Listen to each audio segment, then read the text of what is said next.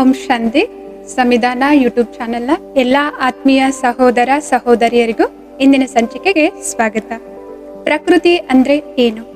ಪ್ರಕೃತಿಯಲ್ಲಿ ಗಾಳಿ ಇದೆ, ಗಾಳಿಯಿಂದ ನಾವೆಲ್ಲರೂ ಕೂಡ ಉಸಿರಾಡ್ತಾ ಇದ್ದೇವೆ. ಪ್ರಕೃತಿಯಲ್ಲಿ ನೀರಿದೆ, ನೀರಿನಿಂದ ನಾವೆಲ್ಲರೂ ಕೂಡ ನಮ್ಮ ದಾಹವನ್ನ ನೀಗಿಸ್ಕೊಳ್ತಾ ಇದ್ದೇವೆ.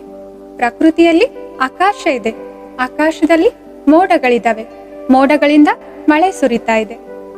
ಪ್ರಕೃತಿಯಲ್ಲಿ ಅಗ್ನಿ ತತ್ವ ಇದೆ, ಅಂದ್ರೆ ಸೂರ್ಯ ಇದ್ದಾರೆ, ಸೂರ್ಯನಿಂದ 4 ಕಡೆ ಬೆಳಕು ಹರಡ್ತಾ ಇದೆ. ಪ್ರಕೃತಿಯಲ್ಲಿ ಭೂಮಿ ಇದೆ, ಭೂಮಿಯಲ್ಲಿ ನಾವೆಲ್ಲರೂ ಕೂಡ ವಾಸ ಮಾಡ್ತಾ ಇದ್ದೇವೆ. ಪ್ರಾಣಿ ಪಕ್ಷಿಗಳು ಗಿಡ ಮರ ಎಲ್ಲಾನು ಕೂಡ ಇದ್ದಾವೆ. ಈ 5 ತತ್ವಗಳನ್ನ ಸೇರಿ ನಾವು ಇದಕ್ಕೆ ಪ್ರಕೃತಿ ಅಂತ ಹೇಳ್ಬಿಟ್ಟು ಕರಿತೇವೆ. ಈ ವಿಶ್ವದಲ್ಲಿ ಈ ಪ್ರಕೃತಿಯಲ್ಲಿ ಅನೇಕ ನಿಯಮಗಳಿದಾವೆ. ಬಲೆ ಅವುಗಳು ನಮ್ಗೆ ಗೊತ್ತಿದ್ದಾವೋ ಅಥವಾ ಇಲ್ವೋ, ಅವುಗಳನ್ನ ನಾವು ಒಪ್ಕೊಳ್ತೇವೋ ಅಥವಾ ಒಪ್ಕೊಳ್ಳೋದಿಲ್ವೋ, ಆದ್ರೆ ಈ ಅನೇಕ ನಿಯಮಗಳು ನಿರಂತರವಾಗಿ ಕಾರ್ಯವನ್ನ ಮಾಡ್ತಾ ಇದ್ದಾವೆ. ಅಂತಹ ಅನೇಕ ನಿಯಮಗಳಲ್ಲಿ ಒಂದಾದ ನಿಯಮ ಆಕರ್ಷಣೆಯ ನಿಯಮ. ಇದಕ್ಕೆ ಲಾ ಆಫ್ ಅಟ್ರಾಕ್ಷನ್ ಅಂತಾನೂ ಕೂಡ ಇಂಗ್ಲಿಷ್ ನಲ್ಲಿ ಕರೀತಾರೆ. ಆಕರ್ಷಣೆ ಅಂದ್ರೆ ಏನು? ಯಾವ್ದಾದ್ರೂ ವಸ್ತು, ವ್ಯಕ್ತಿ, ಸ್ಥಳ ನಮ್ಮನ್ನ ಪದೇ ಪದೇ ಆ ಕಡೆ ಆಕರ್ಷಣೆ ಅಂತಂದ್ರೆ ನಾವು ಪದೇ ಪದೇ ಅದರ ಕಡೆ ಗಮನ ಹರಿಸ್ತಾ ಇದ್ದೇವೆ, ನೋಡ್ತಾ ಇದೀವಿ ಅಂತಂದ್ರೆ ಆ ವಸ್ತು, ವ್ಯಕ್ತಿ, ಸ್ಥಳ ನಮ್ಮನ್ನ ಆಕರ್ಷಣೆ ಮಾಡ್ತಾ ಇದೆ ಅಂತ ಅರ್ಥ. ಉದಾಹರಣೆಗೆ ಯಾವ್ದಾದ್ರೂ ವ್ಯಕ್ತಿಯನ್ನ ನಾವು ನೋಡಿದ್ವಿ, ಪದೇ ಪದೇ ಅವ್ರ ಕಡೆ ಗಮನ ಹೋಗ್ತಾ ಇದೆ ನಮ್ಗೆ ಅಂತಂದ್ರೆ ನಾನು ಆ ವ್ಯಕ್ತಿಯ ಕಡೆಗೆ ಆಕರ್ಷಿತಳಾಗ್ತಾ ಇದ್ದೇನೆ ಅಂತ ಅರ್ಥ. ಅಥವಾ ಯಾವ್ದಾದ್ರೂ ಒಂದು ಮಗುವನ್ನ ನೋಡಿದೆ, ಆ ಮಗುವಿನ ಹತ್ರ ಹೋಗ್ಬೇಕು, ಆ ಮಗುವಿನ ಜೊತೆ ಆಟ ಆಡ್ಬೇಕು ಅಂತ ನನ್ಗೆ ಅನಿಸ್ತಾ ಇದೆ ಅಂತಂದ್ರೆ ಆ ಮಗು ನನ್ನನ್ನ ಆಕರ್ಷಣೆ ಮಾಡ್ತಾ ಇದೆ ಅಂತ ಅರ್ಥ. ಅಥವಾ ಯಾವ್ದಾದ್ರು ಒಂದು ಸ್ಥಳಕ್ಕೆ ಹೋದ್ವಿ, ಆ ಸ್ಥಳದ ಆ ಸುಂದರತೆ ಆಗಿರ್ಬೋದು, ಅಲ್ಲಿರುವಂತಹ ವಾತಾವರಣ ಆಗಿರ್ಬೋದು ನನ್ಗೆ ಇಷ್ಟ ಆಗ್ತಾ ಇದೆ, ಪದೇ ಪದೇ ನಾನು ಆ ಸ್ಥಳಕ್ಕೆ ಹೋಗ್ಬೇಕು ಅಂತ ನನ್ಗೆ ಅನಿಸ್ತಾ ಇದೆ ಅಂತಂದ್ರೆ ನಾನು ಆ ಸ್ಥಳಕ್ಕೆ ಆಕರ್ಷಿತಳಾಗಿದ್ದೇನೆ ಅಂತ ಅರ್ಥ. ಅಥವಾ ಯಾವ್ದಾದ್ರು ದೇವಾಲಯಕ್ಕೆ ಹೋಗಿದ್ದೇನೆ, ಅಲ್ಲಿಯ ವಾತಾವರಣ ಪ್ರಶಾಂತವಾದ ವೈಬ್ರೇಷನ್ಸ್, ಕಂಪನಗಳು ನನಗೆ ಚೆನ್ನಾಗಿ ಅನಿಸ್ತಾ ಇದೆ, ಅಲ್ಲಿ ಹೋದ್ರೆ ನನಗೆ ಮನಸ್ಸಿಗೆ ಶಾಂತಿಯ ಅನುಭವ ಆಗ್ತಾ ಇದೆ. ಅಥವಾ ಅಲ್ಲಿರುವಂತಹ ಆ ದೇವಿ ದೇವತೆಗಳ ದರ್ಶನೀಯ ಮೂರ್ತಿ, ಆ ದರ್ಶನೀಯ ಮೂರ್ತಿಗಳನ್ನ ನೋಡ್ಲಿಕ್ಕೆ ನನ್ಗೆ ತುಂಬಾ ಇಷ್ಟ ಆಗುತ್ತೆ ಅಂತಂದ್ರೆ ಪದೇ ಪದೇ ನನ್ಗೆ ಆ ದೇವಾಲಯಕ್ಕೆ ಹೋಗ್ಬೇಕು ಅಂತ ಅನಿಸ್ತಾ ಇದೆ ಅಂತಂದ್ರೆ ಸೊ ಆ ಸ್ಥಳ, ಆ ದೇವಿ ದೇವತೆಗಳ ದರ್ಶನೀಯ ಮೂರ್ತಿ ನನ್ಗೆ ಆಕರ್ಷಣೆ ಮಾಡ್ತಾ ಇದೆ ಅಂತ ಅರ್ಥ. ಸೊ ಈ ಆಕರ್ಷಣೆಗೂ ಕೂಡ ಒಂದು ನಿಯಮ ಇದೆ. ಏನ್ ಹೇಳುತ್ತೆ ಈ ಆಕರ್ಷಣೆ ನಿಯಮ? ಇದೇನ್ ಹೇಳುತ್ತೆ ಅಂತಂದ್ರೆ ನಿಮ್ಮಿಂದ ನಿರಂತರವಾಗಿ ಯಾವ ಕಂಪನಗಳು ಈ ಪ್ರಕೃತಿಯಲ್ಲಿ ಅಂತಂದ್ರೆ ಈ ವಿಶ್ವದಲ್ಲಿ ಹೊರಸೂಸ್ತಾ ಇದ್ದಾವೆ, ಅದೇ ರೀತಿಯ ಕಂಪನಗಳನ್ನ ನೀವು ನಿಮ್ಮ ಜೀವನದಲ್ಲಿ ಆಕರ್ಷಣೆ ಮಾಡ್ತಾ ಇದ್ದೀರಾ ಅಂತ ಅರ್ಥ. ಕಂಪನಗಳ ಹಾಗಂದ್ರೆ ಏನು? ನಾವೆಲ್ಲರೂ ಕೂಡ ಚೈತನ್ಯ ಶಕ್ತಿ ಆತ್ಮ ಆಗಿದ್ದೇವೆ. ಆತ್ಮನಲ್ಲಿ ಸೂಕ್ಷ್ಮವಾದ ಶಕ್ತಿ ಅಂತ ಹೇಳ್ಬಿಟ್ಟು ಮನಸ್ಸಿದೆ. ಮನಸ್ಸು ನಿರಂತರವಾಗಿ ಸಂಕಲ್ಪಗಳನ್ನ ರಚನೆ ಮಾಡುತ್ತೆ. ಪ್ರತಿಯೊಂದು ರಚನಾತ್ಮಕವಾದ ಶಕ್ತಿ ಇದೆ ಅಂತಂದ್ರೆ ನಮ್ಮ ಪ್ರತಿಯೊಂದು ಸಂಕಲ್ಪದಲ್ಲಿ ನಿರ್ಮಾಣ ಮಾಡುವಂತಹ ಶಕ್ತಿ ಅಡಕವಾಗಿದೆ. ಬಲೆ ಅದು ನಾನು ಸಕಾರಾತ್ಮಕವಾದ ಸಂಕಲ್ಪಗಳನ್ನಾದ್ರೂ ಮಾಡ್ಬೋದು ಅಥವಾ ನಕಾರಾತ್ಮಕವಾದ ಆಲೋಚನೆಗಳನ್ನಾದ್ರೂ ಮಾಡ್ಬೋದು, ಅದರಿಂದ ಅದರಲ್ಲಿ ನಿರ್ಮಾಣ ಮಾಡುವಂತಹ ಶಕ್ತಿ ಅಡಗಿದೆ. ಇದಕ್ಕೆ ರಚನಾತ್ಮಕವಾದ ಸಂಕಲ್ಪಗಳು ಅಥವಾ ರಚನಾತ್ಮಕ ಶಕ್ತಿ ಅಂತ ಹೇಳ್ಬಿಟ್ಟು ಕರೀತಾರೆ. ಸೊ ನಾವು ಪ್ರತಿ ಸಲ ಏನ್ ವಿಚಾರ ಮಾಡ್ತೀವಲ್ಲ, ಆ ವಿಚಾರದಿಂದ ಕಂಪನಗಳು ನಮ್ಮಿಂದ ಹೊರಸೂಸ್ತಾ ಇದ್ದಾವೆ.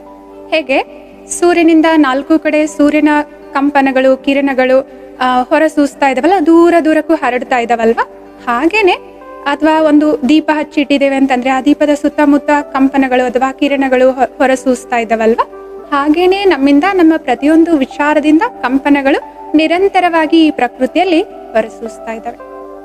ಈ ಪ್ರಪಂಚದಲ್ಲಿ, ಈ ಸೃಷ್ಟಿಯಲ್ಲಿ ಆಲ್ರೆಡಿ ಅದೇ ತರದ ಅನೇಕ ಕಂಪನಗಳಿದ್ದಾವೆ. ಈ ಪ್ರಕೃತಿಯಲ್ಲಿ ಶ್ರೀಮಂತಿಕೆಯ ಕಂಪನಗಳಿದ್ದಾವೆ, ಮತ್ತೆ ಬಡತನದ ಕಂಪನಗಳಿದ್ದಾವೆ, ಆರೋಗ್ಯದ ಕಂಪನಗಳಿದ್ದಾವೆ, ಮತ್ತು ಒಳ್ಳೆತನದ ಕಂಪನಗಳಿದ್ದಾವೆ, ಕೆಟ್ಟತನದ ಕಂಪನಗಳು ಕೂಡ ಇದ್ದಾವೆ. ನಾವು ಯಾವ ರೀತಿಯ ಕಂಪನಗಳನ್ನ ನಮ್ಮಿಂದ ಹೊರಸೂಸ್ತಾ ಇದ್ದೇವೆ, ಅದೇ ರೀತಿಯ ಕಂಪನಗಳನ್ನ ನಾವು ಆಕರ್ಷಣೆ ಮಾಡ್ತಾ ಇದ್ದೇವೆ. ಆ ಕಂಪನಗಳು ನಮ್ಮ ಜೀವನದಲ್ಲಿ ಅನೇಕ ಘಟನೆಗಳನ್ನ ನಿರ್ಮಾಣ ಮಾಡೋದಕ್ಕಾಗಿ ನಿಮಿತ್ತ ಆಗ್ತವೆ.